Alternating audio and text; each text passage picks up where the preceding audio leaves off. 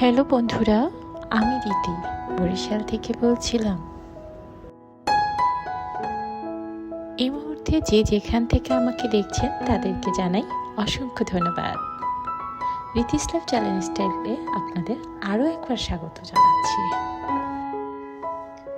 এবং সেই সাথে আপনাদের সুস্বাস্থ্য কামনা করছি এবং আমরাও সৃষ্টিকর্তার দোয়ায় এবং আশীর্বাদে অনেক ভালো আছি। আজকের সকালটা শুরু হয়েছিল একদম ভোরবেলা, যার জন্য সকালবেলাটা একদম পুজো করে তারপরে চলে আসলাম অন্যান্য বাদবাকি কাজগুলোতে। বাইরে আজকে একটা শীতের একটা মৃদু মৃদু যে একটা মিষ্টি যে হাওয়া থাকে সেটা হয়েছিল।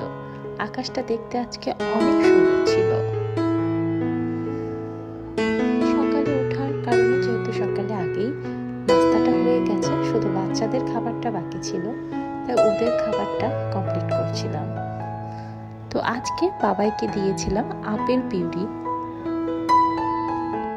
আমি বাবাইকে প্রথমে আপেল স্টিম করে খাওয়াতাম, কিন্তু ডাক্তার আমাকে বললো যে আপেল স্টিম না করে একবার র আপেলটা ওকে দিতে, ব্লেন্ডার করে ওকে খাওয়াতে বললো। এরপর থেকে আমি ডিরেক্ট ব্লেন্ডার করে ওকে খাওয়াচ্ছি। ডাক্তার আমাকে বললো সিদ্ধ আপেলে নাকি এটার পুরোপুরি গুণাগুণটা নাকি নষ্ট হয়ে যায়। আর এখানে আমার মেয়ে অরেঞ্জ খাচ্ছিল, আর সেই সাথে ভাইয়ের খাবারের পাশাপাশি সেও কিছু খাবার খেয়ে নিচ্ছিল।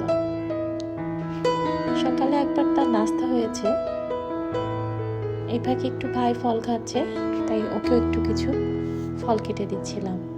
যাক, এক ঢিলে দুই পাখি মারা আর কি, যে একজন যেটা খায় সেটা দেখে আর একজন খেতে যাচ্ছে। এই একটু মনে হলো ইদানিং আমার মেয়েটা ভাই যেটা খায় সেটা খেতে চাচ্ছে, ভাইয়ের সাথে সাথে সে একটু খাবার খাচ্ছে। আর আজকে বাবাইকে খেতে দিব আপেল পিউরিটা।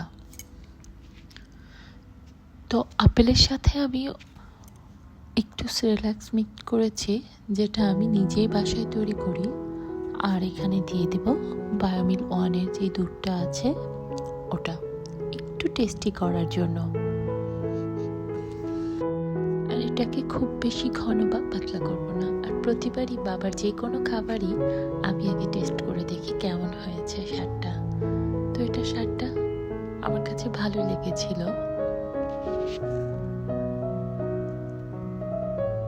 এরপর বাবাইকে খাইয়ে দিলাম, আর আমার মেয়ে তো এখানে বক বক করেই যাচ্ছে।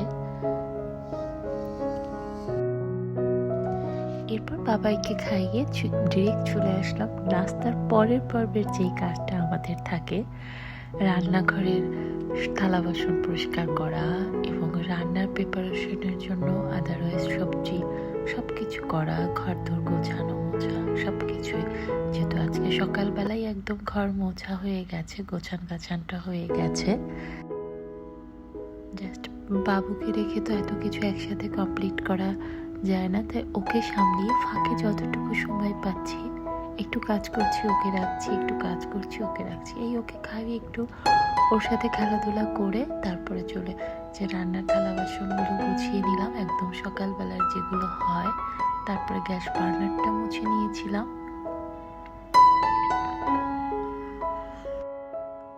আসলে আমাদের মায়েদের অনেক কিছুই একসাথে ম্যানেজ করতে হয়, সকালবেলার চাপটা কিন্তু অনেক বেশি থাকে।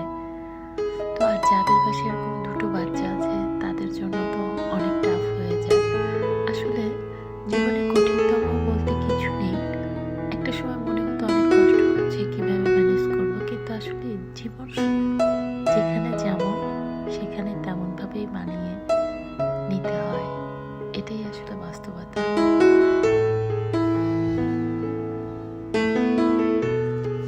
এরপর ছাদে গেলাম বাবার সেরেলাক্সের জন্য যে খাবারটা আমি রেডি করি সেটা ধুয়ে চাল ডাল একসাথে মিক্সড করে ধুয়ে রোদে শুকিয়ে দিয়ে আসলাম। আর খুব আটসাট করে বেঁধে রেখেছিলাম যাতে কাক যাতে বাসা না করতে পারে এখানে, এই আর কি। এরপর এক বালতি কাপড় চোপড় ধুয়েছিলাম, সেগুলো শুকিয়ে দিয়ে আসলাম। এত সুন্দর রোদ, আর ছাদে উঠলে এই মিষ্টি রোদ থেকে একদম নামতে ইচ্ছে করে না, মনে হচ্ছে চারিদিকটা এত সুন্দর লাগে। শীতের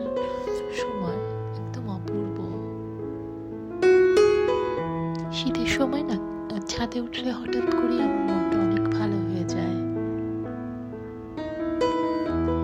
আর আমাদের বাসাটা এমন একটা জায়গায়, মানে আমাদের বিল্ডিং এর চারপাশে ওই টপ লেভেলের কোনো বিল্ডিং নেই, যার জন্য ওর হাইটটা সবার থেকে উঁচুতে। এর জন্যই হয়তো বা অনেক বেশি আকাশটা অনেক সুন্দর লাগে। যাই হোক, ছাদে বসে থাকলে তো হবে না, কাজগুলো আমাকে তাড়া দিচ্ছে, তো তারা আমার জন্য ওয়েট করছে। এরপর চলে এলাম। সকালবেলার যে কিছু সবজি, তাজা সবজি ছিল, এগুলো ধুয়ে রেখে দিচ্ছি। আর এরই মাঝে বলে রাখি, যদি আমার ভিডিওটি আপনাদের ভালো লেগে থাকে তাহলে আমার চ্যানেলটি সাবস্ক্রাইব করে আমার পাশে থাকতে পারেন। আর যদি আপনি আমার এই ছোট্ট পরিবারের নতুন সদস্য হয়ে থাকেন তাহলে এক্ষুনি আমার চ্যানেলটি সাবস্ক্রাইব করে আমার পাশে থাকেন। আর যদি এটা আগেই করে থাকেন তাহলে আপনাকে অসংখ্য ধন্যবাদ।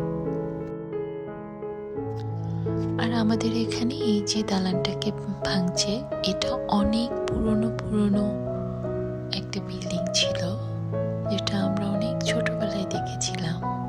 আজ সেটাকে ভেঙে ফেলছে। আজকে যেটা দামি, কালকে সেটা পুরনো। আসলে ভাঙা গড়ার খেলার মাঝেই প্রকৃতির সৌন্দর্য লুকিয়ে আছে, তাই না? কালকে হয়তো এখানে অনেক সুন্দর একটা বিল্ডিং উঠে যাবে।